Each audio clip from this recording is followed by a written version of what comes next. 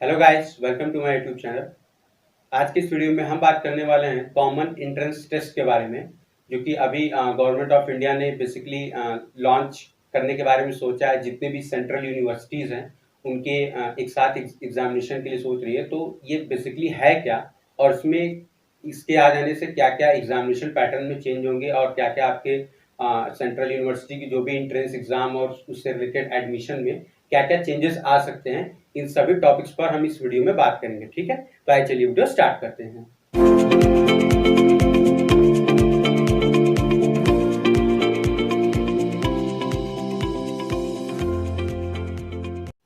तो देखिए, basically common entrance test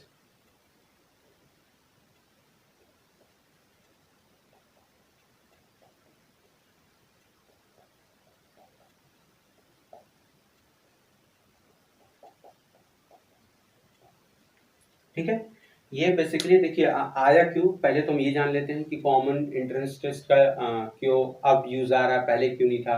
क्योंकि सेंट्रल यूनिवर्सिटीज तो इंडिया में पहले से हैं, लेकिन अब क्यों ये रूल आ रहा है।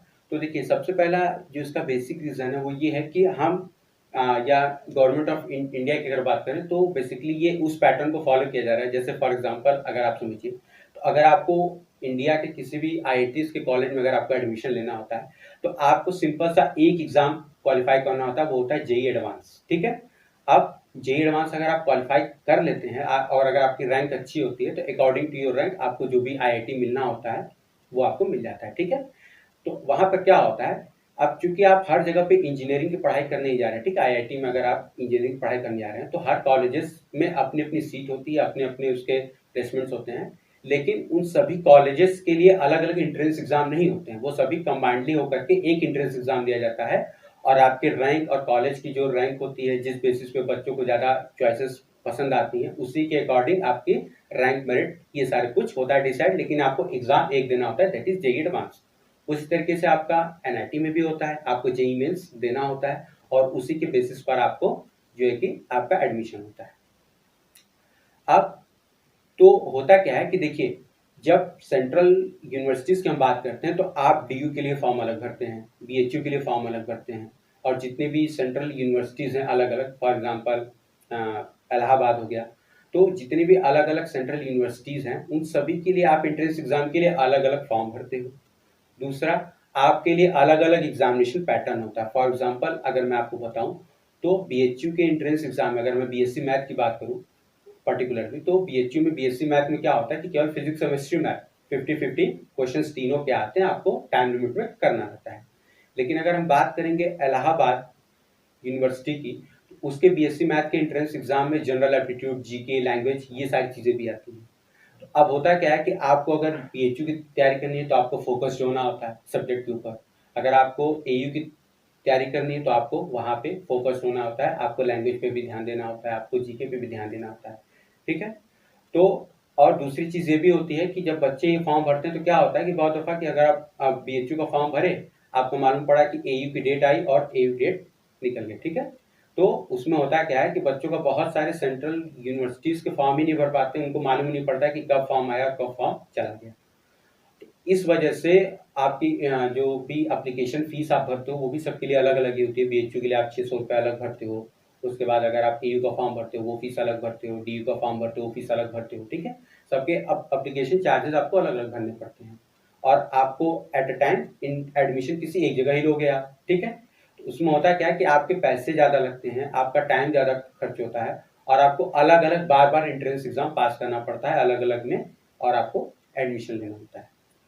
इसी चीज को हटाने के लिए, या हम कहते हैं कि मेथड को सिंप्लीफाई करने के लिए, ताकि बच्चों का एडमिशन लेने में आसानी हो जाए, इस वजह से गवर्नमेंट ऑफ इंडिया ने क्या किया है कि एक कॉमन एंट्रेंस टेस्ट के मतलब चीज़ों को अपने सामने लेकर के आया है। अभी बेसिकली ये इम्प्लीमेंट नहीं हुआ है। अभी क्या है कि इसके रिगार्डिंग जो भी रूल्स रेगुलेशन, पेपर पैटर्न, और किस तरीके से एडमिशन होगा, किस क्राइटेरिया बेसिस पर रैंकिंग की जाएगी यूनिवर्सिटीज़ की, वो सारा कुछ अभी डिसाइड होना है। अभी एक प्रोफार्मा, एक कहें कि एक मोटी मोटा एक नाम आया है, और उस नाम के बेसिस पर चीज़ों को अब एनालाइज किया जा रहा है कि हाँ, किस तरीके से ये चीज़ें वर्क कर सकती हैं। तो कॉमन एंट्रेंस टेस्ट क्या होगा, बेसिकली आपको यही करेगा कि आप एक फॉर्म भरोगे, उस फॉर्म के अंदर में इंडिया की सारी सेंट्रल यूनिवर्सिटीज आएंगी।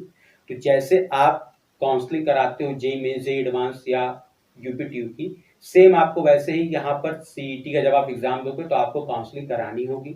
हर राउंड में आपको कॉलेज या यूनिवर्सिटी जो भी होगा उसमें सीट अलॉटमेंट होगा।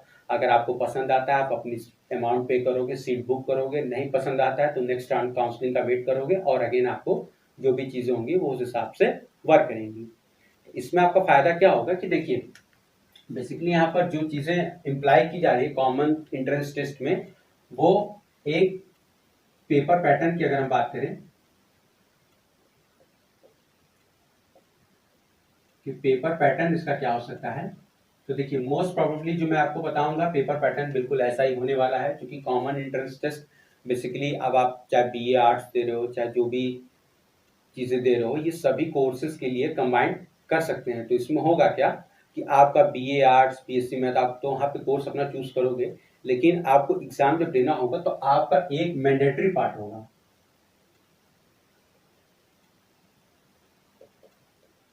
मैंडेटरी पार्ट का मतलब कि आपको ये पार्ट करना ही करना है। उसके बाद आपका होगा ऑप्शनल पार्ट। ऑप्शनल पार्ट में आप जो कोर्स स्ट्रीम में जाना चाह रहे हो आपको वो क्वेश्चन पार्ट करना होगा, ठीक है, ऑप्शनल पार्ट। तो मैंडेटरी पार्ट में आपके पास क्या आएगा, जनरली रीजनिंग आता है, ठीक है, लैंग्वेज आ जाता है, और उसके बाद आपका जनरल अवेयरनेस या जिसको कॉमन लैंग्वेज में जीके कह लें, और उसके बाद आपका एप्टीट्यूड टेस्ट आ जाता है। तो बेसिकली रीजनिंग में ही हम सबको काउंट कर लेते हैं, लेकिन हम एक एप्टीट्यूड अलग से लिख देते हैं क्योंकि रीजनिंग में भी अलग अलग टाइप्स के आते हैं, ठीक है। तो इसमें आपका बेसिकली मैंडेटरी पार्ट में ये सारे पार्ट्स कंबाइंड हो सकते हैं। और उसके बाद आपका ऑप्शनल आता है, तो ऑप्शनल में आपका सब्जेक्ट आएगा। फॉर एग्जांपल अगर आप बीएससी मैथ कर रहे हो तो आपके लिए इस ऑप्शनल वाले पार्ट में सब्जेक्ट में फिजिक्स, केमिस्ट्री, मैथ रहेगा। अगर आप बायो कर रहे हो तो आपके लिए जियोलॉजी, बॉटनी और केमिस्ट्री रहेगी। अगर आप आर्ट्स कर रहे हो तो आपके लिए जो भी उसी के अकॉर्डिंग जो भी मेन आपका स्ट्रीम में आएगा सब्जेक्ट, वो आपको इस ऑप्शन वाले पार्ट में करना रहेगा। नंबर ऑफ क्वेश्चंस की अगर हम बात करें तो मोस्ट प्रोबेबली चांसेस यही है कि आपका नंबर ऑफ क्वेश्चंस जो होंगे वो 100 के अबाउट ही रहने वाले हैं, क्योंकि कॉमन इंट्रेंस टेस्ट सभी के लिए अप्लाई होगा। तो मोस्ट प्रोबेबली चांसेस ये हैं कि नंबर ऑफ क्वेश्चंस जो होंगे वो 100 ही रहेंगे। टाइमिंग को लेकर के भी कुछ कहा नहीं जा सकता है, क्योंकि टाइमिंग ये भी हो सकता है कि 100 क्वेश्चंस हो तो 100 मिनट दें, या ये भी हो सकता है कि 100 क्वेश्चंस हो 2 आवर्स दें, या ये भी हो सकता है कि ये क्वेश्चन 100 ना हो करके 120 हो और आपको 2 घंटे दिए जाए, यानी एक क्वेश्चन के लिए 1 मिनट दिया जाए, ठीक है। तो बेसिकली अभी एक रफ आइडिया है, क्योंकि अभी जिस कमेटी को ये बात बोली गई है डिजाइन तैयार करने के लिए, उन्होंने भी अभी अपना कुछ ऐसा दिया नहीं है कि हाँ ये चीज प्रोफार्मा है या इस तरीके का एंट्रेंस एग्जाम हम कंडक्ट करा सकते हैं। अभी ये बेसिकली एक आइडिया है आपके लिए। तो या आपके पास नंबर ऑफ क्वेश्चन आ सकते हैं। अब इसमें आपका जो भी वो रेशियो डिवाइड करें, हो सकता है कि 40 ये रखें, 60% ये रखें, या ये हो सकता है कि 30 ये रखें, 70 ये रखें, जैसा भी आपका उनका पेपर पैटर्न वो सोचते हैं उस हिसाब से उसको डिजाइन करेंगे।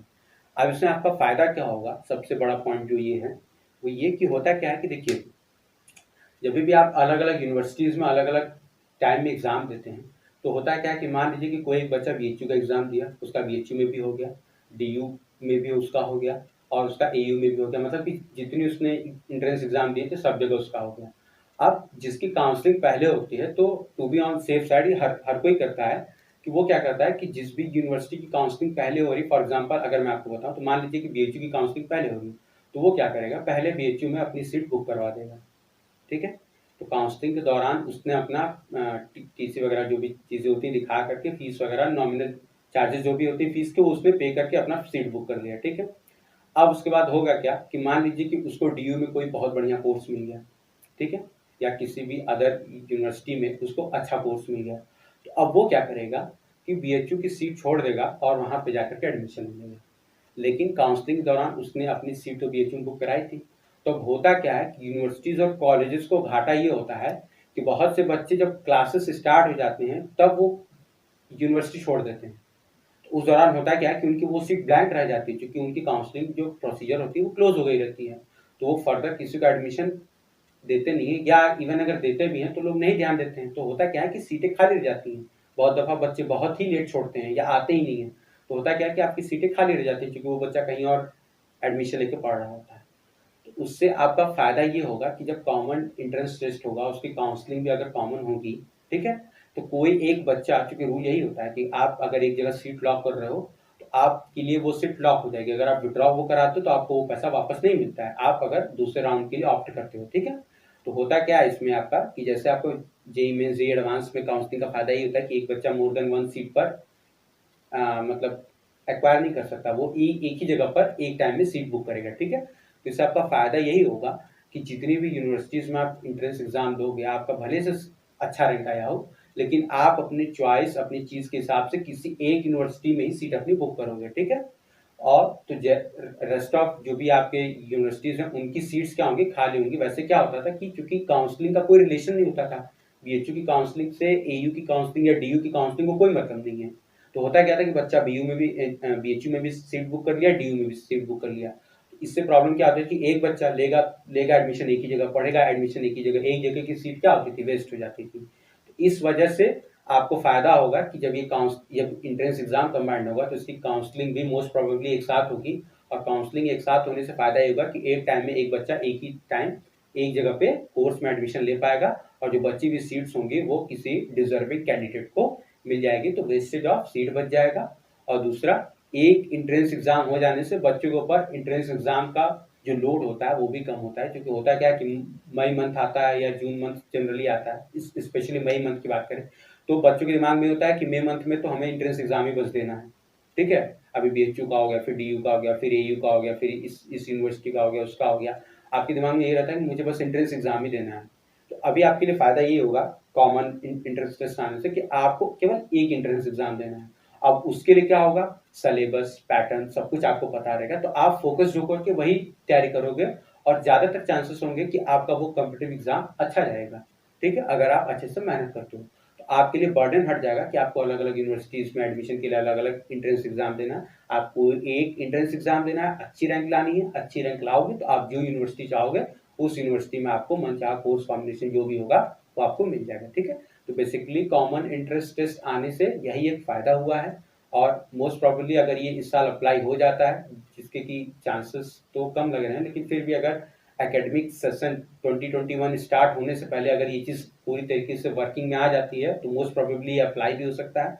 और अगर अप्लाई हो जाता है, तो इस साल जो बच्चे प्रिपरेशन कर रहे हैं किसी भी यूनिवर्सिटी टाइप फोकस्ड होकर के, उनको थोड़ा सा अपना पैटर्न चेंज करना होगा, और उसी के करस्पॉन्डिंग हमारे चैनल पर भी प्रिपरेशन का जो मेथड है वो चेंज होगा। अभी रीजनिंग वगैरह की क्लासेस हमारे चैनल पे स्टार्ट होंगी, लेकिन उसको मैंने होल्ड किया हुआ इस वजह से क्योंकि अभी कॉमन एंट्रेंस टेस्ट का कुछ भी क्लियर नहीं है। जब तक ये चीज़ें क्लियर नहीं हो जाती, उन चीज़ों पर जाना हो सकता है कि मैं जो आपको मैथमेटिक्स का ये कोर्स दे रहा हूँ, इसमें आपको बहुत ज़्यादा डिले हो जाए अगर मैं वहाँ फोकस्ड हो जाता हूँ, ठीक है? इस वजह से अभी हम उस पर फोकस नहीं कर रहे हैं। जैसे ही कोई क्लैरिटी हमें मिलती है, कोई क्लैरिफिकेशन हमें मिल जाएगा कि हाँ, कॉमन एंट्रेंस टेस्ट पर बेस्ड ही हमारे पास एंट्रेंस एग्ज़ाम होंगे, तो हम क्या करेंगे कि उसी के अकॉर्डिंग जैसा उसमें पैटर्न होगा, उसी के अकॉर्डिंग हम आप लोगों के लिए स्टडी मटेरियल कोर्स टाइप लेकर के आने का ट्राई करेंगे, क्योंकि चीज़ें उतनी जल्दी चेंज करना हमारे लिए पॉसिबल नहीं है, लेकिन फिर भी हम बेस्ट ट्राई करेंगे कि आपको जिस तरीके से कॉमन एंट्रेंस टेस्ट होने वाला है, उस तरीके से आपकी प्रिपरेशन अपग्रेड हो जाए, इनहेंस हो जाए, ठीक है? ताकि आपका अच्छा रैंक आ सके और आपको किसी अच्छे कॉलेज में एडमिशन मिल सके, ठीक है? अब देखिए, इस कॉमन एंट्रेंस टेस्ट के बारे में जितना भी मुझे अभी तक जानकारी मिली थी, जो भी नेशनल टेलीविज़न वगैरह से, चैनल से, आर्टिकल से, जो भी चीज़ें मैंने पढ़ी थी, वो सारा कुछ मैंने आपको चीज़ें एक्सप्लेन की है, और जो जो भी मैंने आपको चीज़ें बताई, ये ट्रस्टेड सोर्स से हैं।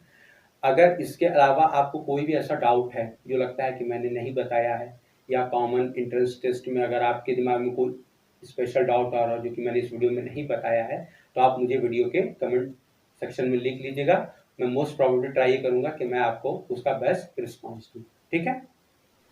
तो देखिए, आज की वीडियो में इतना ही। आज की वीडियो में बेसिकली हमने आपको कॉमन एंट्रेंस टेस्ट के बारे में बताया, उससे उससे आने से क्या-क्या चीज़ें चेंज हो सकती हैं, क्या-क्या आपको बेनिफिट्स होंगे, क्या-क्या आपको लॉसेस हो सकते हैं। बेसिकली कोई लॉस नहीं है, लेकिन फिर भी एक स्टूडेंट के तौर पे आपको क्या-क्या डिमेरिट फेस करने हो सकते हैं, वो सारा कुछ हमने आपको बताया है। इसके अलावा अगर आपके कोई भी डाउट्स रह जाते हैं, तो प्लीज़ आप वीडियो के कमेंट सेक्शन में मुझे लिख करके बताइएगा। मोस्ट प्रोबेबली मैं आपको उसका बेस्ट रिस्पॉन्स दूँगा, ठीक है? अगर आपको वीडियो अच्छी लगी हो तो प्लीज़ वीडियो को लाइक करिए, शेयर करिए और मेरे चैनल को सब्सक्राइब कर लीजिए। साथ ही साथ बेल आइकन भी प्रेस कर दीजिएगा ताकि हमारे चैनल पर आने वाली वीडियोस की नोटिफिकेशन आपको मिल जाए। तो मिलते हैं नेक्स्ट वीडियो में, तब तक के लिए स्टे ट्यून्ड, स्टे हैप्पी।